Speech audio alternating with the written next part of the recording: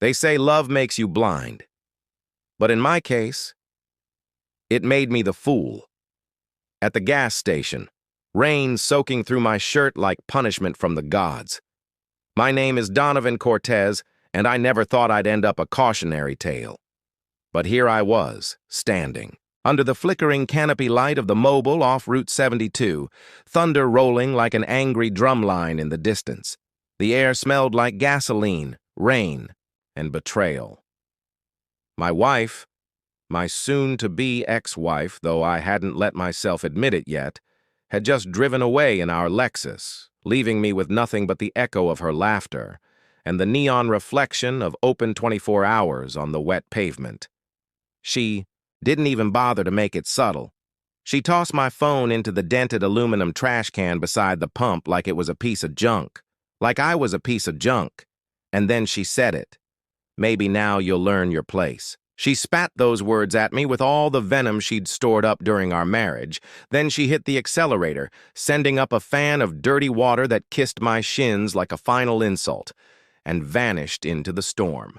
For a moment, I stood there.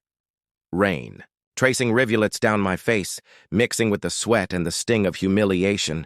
I could almost hear her laughter, even though she was gone, a cruel echo bouncing off the walls of my skull. Maybe now you'll learn your place, as if she'd just taught me a lesson I'd never forget. But what she didn't realize, what she never took the time to understand, was that I'd been learning all along. She thought she was the teacher in our marriage, that I was the remedial student, fumbling through her expectations. But the truth? She was the case study in my silent curriculum. Every time she belittled me in front of her friends, I took notes. Every time she used me as a punchline at her father's parties, I remembered. Every time she demanded another emergency withdrawal from our joint account for her shopping sprees, I documented it. Every time she turned away in bed pretending to sleep, I learned, I watched, I memorized, I waited. Then a bolt of lightning split the sky, throwing everything into sharp relief. The grimy gas station windows, the flickering fluorescent sign, the pitying look on the teenage cashier's face, too polite to ask what the hell had just happened. I could see his reflection in the window, eyes wide, uncertain, like he'd just witnessed the worst kind of reality TV drama. He had no idea who I really was. None of them did. Not Serena, not her father, not even Kern, my bodyguard, who's been with me through more boardroom battles than any man should endure. I walked toward the trash can, my shoes sloshing through puddles that felt like metaphors. My phone was half buried under soggy coffee cups and crumpled wrappers. A cracked screen stared up at me like a silent witness.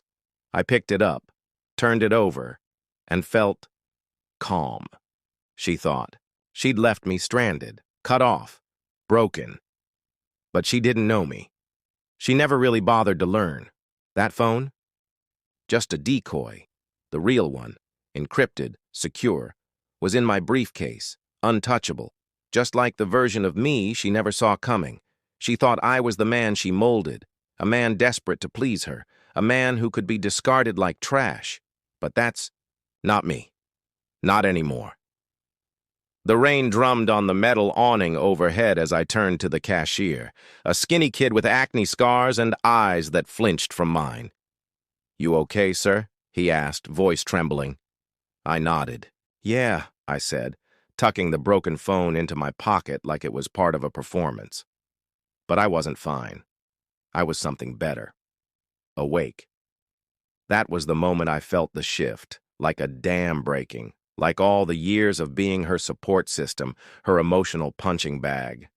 Cracked open and let the real me out.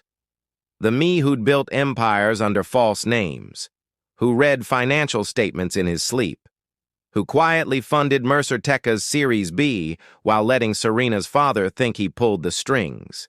She thought. She left me in the rain to teach a lesson. But it was hers to learn. I glanced at the road, half expecting the Lexus to come flying back, maybe an apology, maybe another slap of condescension. But the road was empty. just headlights slicing through. Missed. I could still hear her voice in my head. Donovan, you never understood power. That's why you need me. But I did understand power. I just hadn't used it. Until now. The rain softened, as if even the heavens were done with Serena's performance. I let it soak me. Let it wash away the sweat, the lies, and the years of playing a part I never wanted. The cashier watched, waiting for a breakdown, but I gave him a smile, an echo of the man she thought she'd broken. Then I heard it, a low hum, the kind of engine that made people instinctively look twice. A black SUV pulled up, sleek, polished, tinted windows. Not just a vehicle, a statement. The door opened with a soft click, and out stepped Karen Briggs, built like a fortress, clean-shaven, eyes always scanning. He wore a tailored suit, because even in the middle of a storm, at a gas station, we did not present ourselves like victims. "Sir," he said, his voice low but commanding. He handed me a folded white towel. I took it, wiped my face, and draped it around my neck. He made the world feel like it was back on its axis. Kern moved to my shoulder. The cashier's look changed. Pity turned to something else. Recognition. I wasn't the man you leave behind in a gas station parking lot. Karen nodded once. "Ready to go, sir?" "Yeah," I said. "I'm ready." I climbed into the SUV. The leather seats cool and familiar. As Kern slid behind the wheel, he glanced back. "She left you," he said. "At a gas station, sir." "That's a new one?" "Yeah," I murmured. "She left me." "She doesn't know." "About the accounts," he added. I smiled, cold and sharp. "No, she doesn't know about the accounts, or the shell companies, or the paper trail."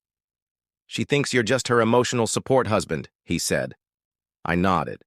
"She's about to learn how wrong she is." Kyron started the engine, pulled onto the road with practiced ease. "Where to, sir?" he asked. "Home," I said, and the word tasted like victory. As we merged onto the highway, I looked out at the storm-faded world. Serena thought she left, a broken man behind. She didn't. She released a hunter. She thought she knew the game. But the game had changed. And now, it was my move.